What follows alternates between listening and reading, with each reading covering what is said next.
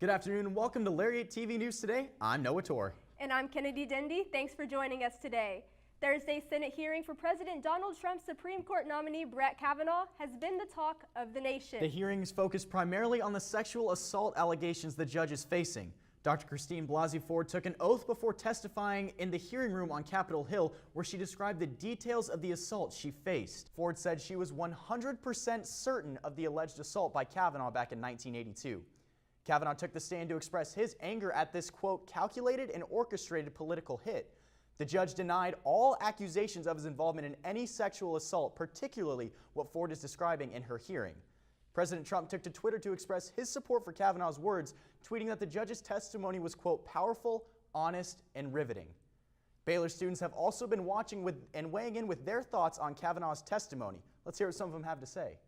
I am shocked by just the whole case in itself, and hearing that new things are coming out each day, and with the midterms coming up, I think it could be a political kind of tool to distract from that. I don't think you can totally make a full claim that he actually did what he's been accused of, nor can you say that she might have actually been possibly sexually harassed or molested by him. If more people in Baylor knew about it, then it would create a bigger impact, but I can't see it creating an uproar on campus or anything like that. Baylor students jumped to fulfill their civic duties as American citizens Tuesday afternoon by registering to vote. Students had the opportunity not only to register, but also to learn more about the voting process. Dr. Rebecca Flavin, senior lecturer of political science at Baylor, worked with students to teach and inform them about the voting process. Students were so eager that some even showed up early and lined up waiting for the event to start. The event took place in the Bill Daniels Student Center and was part of the National Voter Registration Day. The League of Women Voters, a national nonpartisan group, sponsored the event. Flavin said she doesn't care who students vote for as long as they vote. A group of Beto O'Rourke supporters gathered to celebrate the opening of their office headquarters for the grassroots campaign at 639 North Valley Mills Drive on Saturday. Supporters learned about various opportunities to further the Senate candidate's campaign through volunteer activities such as calling and texting shifts and block walks. Polls are currently mixed, with some having the incumbent Ted Cruz in the lead. IPSOS, a global market research and consulting firm, released an online poll September 19th that said O'Rourke is ahead by Cruz by 2 points. It's the first time the polls have shown him in the lead. However, the two candidates have been close for a while and their support fluctuates. Local volunteer Victoria Nelson said O'Rourke's support is not entirely composed of stereotypical or longtime Democrats. Nelson said she thinks a lot of people are shifting more towards liberal Republicans, being independent, or simply becoming Democrats. Dancing can be a great way to pass the time, but it can also help raise money for a worthy cause. LTVN's Jenna Welch attended last night's Dancing with the Waco Stars fundraiser for the Waco Family Abuse Center. The Waco Hippodrome is dedicated this Thursday night to hosting Dancing with the Waco Stars in order to raise money for the Family Abuse Center.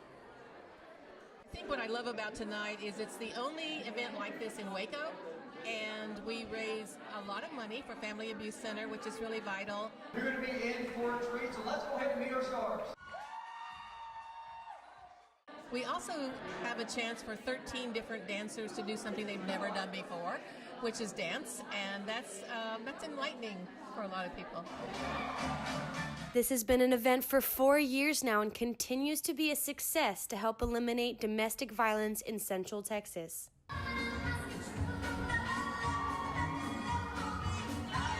Even Baylor's first gent, Brad Livingstone, do-si-doed to help raise domestic abuse awareness. With Lariat TV News, I'm Jenna Welch. Baylor's Family Weekend begins on Friday and is sure to be filled with food, friends, and fun.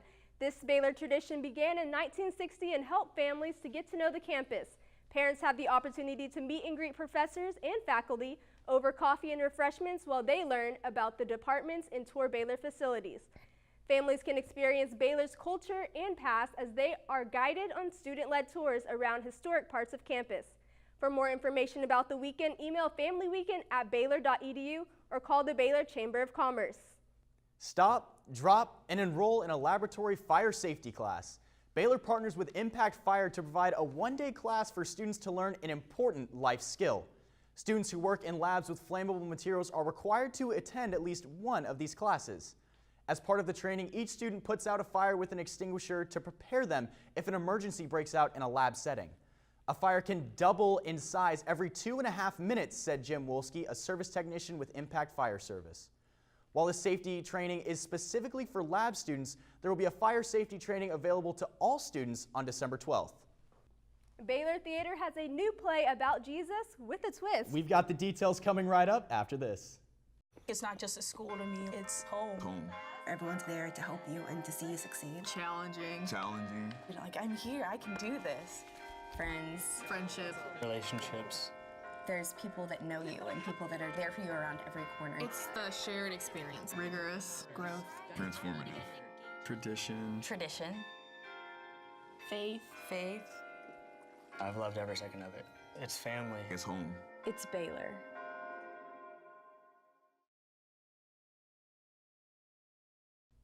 Substance abuse is 2.5 times more common on college campuses than in the general population. LTVN's Melanie Pace found out how Baylor is working to redefine recovery. 22.9% of college students meet the medical definition of drug addiction. That means the number of students at Baylor facing addiction is potentially larger than the freshman class. Stanton Corley, Baylor's recovery support coordinator, is fighting to reduce the stigma associated with addiction at the Beechamp Addiction Recovery Center, or BARC, on Baylor's campus. We want to change the language from saying, well, man, that person's a drug addict, to, no, this person suffers from a substance use disorder that needs to be treated just like a mental health disorder needs to be treated, just like a broken arm needs to be treated. The struggle is actually, I would argue, greater at a private Christian university. And I think that's some of the things that I'm most passionate about is changing the language in the church, changing the language in Christian settings, because there's this implication that drug addicts are horrible sinners. The good thing about the BARC is that we're holistic in our approach. We have a staff member who has experienced recovery through their faith journey that can help people with their faith and with their religion. We have a staff member who has gotten recovery from a holistic approach that wasn't faith related, religious related at all, and we provide all those services. The BARC provides resources for students struggling with mental health issues ranging from eating disorders to a variety of addictions. If you or someone you know is struggling with an addiction, contact the BARC on their campus webpage. For Lariat TV News, I'm Melanie Pace. Baylor's Best Buddies program is helping foster relationships that can last a lifetime. Best Buddies is a nonprofit organization dedicated to one-on-one friendships to people with intellectual and developmental disabilities.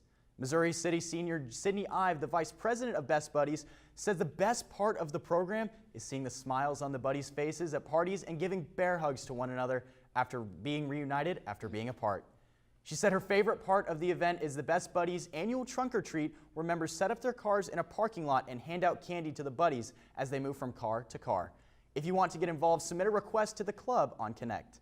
Baylor Theatre is performing Godspell, a modern classic inspired by the account of Jesus Christ, but with a few contemporary touches. The original 1971 off-Broadway production featured 8 characters who engaged with Jesus in a controversial way. The show has a long history of touring companies and revivals. The original lyrics and music were composed by the award-winning Stephen Schwartz. Baylor's adaptation of this play is directed by Stan Denman, and audiences can look for creative parables, songs, dances, and comedy. Godspell opened on September 26th and runs until October 14th in the Mabee Theater and the Hooper Schaefer Fine Arts Center. A limited number of tickets are available online through the Baylor ticket office.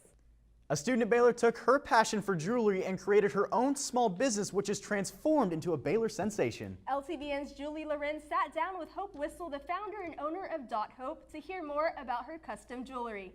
I love people and I really love accessories, and I feel like Dot Hope helps combine the two together. This is Hope Whistle. She's a sophomore at Baylor and created her own jewelry business, Dot Hope. Her jewelry has become a sensation not only at Baylor, but all over the U.S. now. There was a girl at my high school that would make jewelry, and I was like, dang, I'm such a necklace person, I need to get some. So I'd buy it, but it was really expensive, so I couldn't really afford it. like buy all the stuff I wanted to get. And my dad one day was like, well, why don't you just make it yourself and save some money?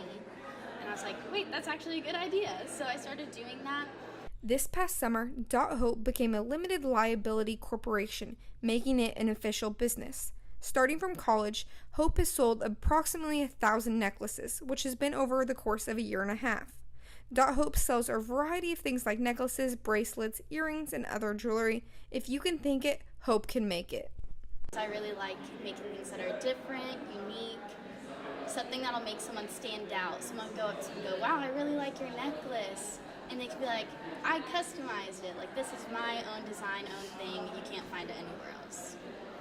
Now, I know you're wondering how you can get your very own Hope creations. You can reach out to her through her Instagram jewelry.hope or her website .hope.net. One of my goals is to try and help bring people together just through accessories, because anything you're wearing can start a good conversation, and I'm a huge people person, huge accessory person, so it combines the two together. The Waco Moms blog has a social media presence that is uniting local mothers with good old-fashioned honesty. English lecturer and mom Dr. Christina Crenshaw said that while the work-life balance ideals can be misleading, blending work and life together can be feasible and natural.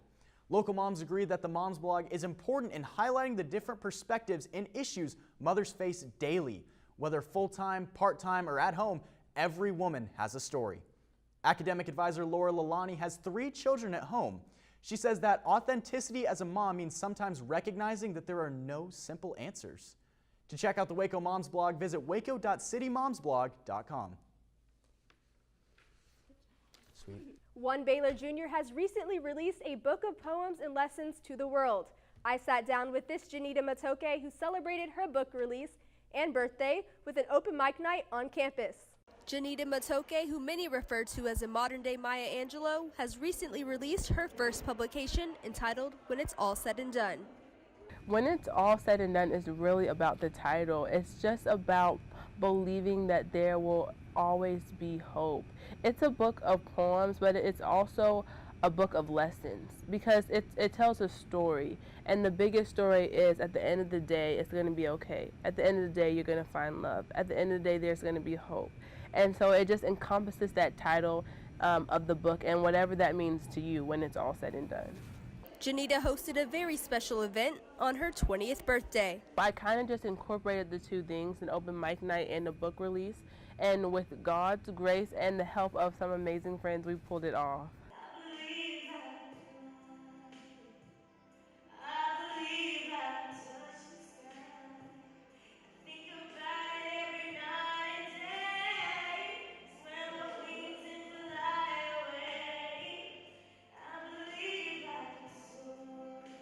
I just want people to feel inspired in whatever way that is to them. Maybe to read more, maybe to write more, maybe to do what they want to do, what they find important. Whatever that is, I want somebody to be moved in some sort of way. When It's All Said and Done can be purchased on Amazon for $15. For Lariat TV News, I'm Kennedy Dundee. After a win at home last weekend, Matt Rule's Bears head to Norman, Oklahoma this weekend to take on the undefeated Sooners. We've got sports with Caroline coming up right after this. It's not just a school to me, it's home. Home. Everyone's there to help you and to see you succeed. Challenging. Challenging. Like, I'm here, I can do this. Friends. Friendship. Relationships. There's people that know you and people that are there for you around every corner. It's the shared experience. Rigorous. Growth. Transformative. Tradition. Tradition. Faith. Faith. I've loved every second of it. It's family. It's home. It's Baylor. After a strong performance against the Kansas Jayhawks, the Baylor Bears now have their sights set on containing Oklahoma and Kyler Murray. Noah Torr has the story. Defense, defense, defense. That was the story last week for Baylor. The Bears had a shutout in the first half against Kansas and silenced their powerful rushing attack, not allowing a single yard on the ground in 2 quarters. But this week will be the real test for Baylor's defense. The Bears take on number 6 ranked Oklahoma this weekend, and their quarterback, Kyler Murray, is one of the best in the nation. He's averaging over 250 yards passing and almost 3 touchdowns a game. The big concern for Baylor is how they'll contain Murray, but after the games against Duke and Kansas, defensive lineman Greg Roberts isn't worried because their mentality has changed. I think last week was good. It was a reality check. You know, we played a bad first half, and that's really all it took. You know, the second half wasn't as bad. We played kind of good, but you know, it just proved, and like I said, we're young and we're growing and we're building as a program, so it showed the young guys that all it takes is a bad half to lose or to look bad, or you know. So today, like, we were up going into the half, and the big emphasis is, okay, can we finish? Can we come out with the same attitude that we went into the game with? The Bears venture up to Norman, Oklahoma this weekend and face off against the Sooners at 2:30. With Lariat TV News, I'm Noah Torr. Baylor volleyball had their second Big 12 match on Wednesday in Austin against the Longhorns. After a strong start in the opening set, going up 17-13 on the 4th-ranked Longhorns, Baylor dropped the set because of 8 service errors. The Bears then lost the second set 25-16 and couldn't keep up with the Longhorns' power and were defeated in the 3rd set 25-15. Coach Ryan McGuire said there were many missed opportunities in the first set and that his team needs to be more consistent on the road. Baylor returns home to play Oklahoma Friday night in the Farrell Center. Baylor's soccer team will also be in action Friday night. They will be trying to get back on track after a tough loss in the conference opener against the University of Texas in Austin a week ago. UT was ranked 14th in the nation, but Baylor stood their ground against the Longhorns and held the game at a 1-1 through regulation. Unfortunately, the Bears lost the match after an overtime goal by the Longhorns. Senior midfielder Julie James scored the Bears' only goal of the match in the 15th minute, her 16th of the season. It was a great first half for the Bears, with goalkeeper Jennifer Want shutting out the Horns. After intermission, it was a different story. Texas snuck in a goal in the 11th minute of the second half, and overtime only lasted 30 seconds. Baylor takes on TCU Friday night, September 28th at 7 on Betty Lou Mays Field. Baylor fought back, shooting 14 under par on the day. Sophomore Ryan Greider sealed the Bears' victory on a 6-foot putt on the last hole. Greider finished in 7th place overall, a career best for the sophomore. Baylor coach Mike McGraw said he was proud of Greider's play, especially after the tough freshman year. The Bears hit the green next on October 12th to compete in the Big 12 Match Play Championship. And that's your sports update for this Friday. Thanks for watching Lariat TV News today, and be sure to check out the print edition of the Baylor Lariat for news on the new Lariat Alive app that makes the pictures in the paper come to life. That new cool technology is available at your newsstands now. We'll see you next week. Have a great day.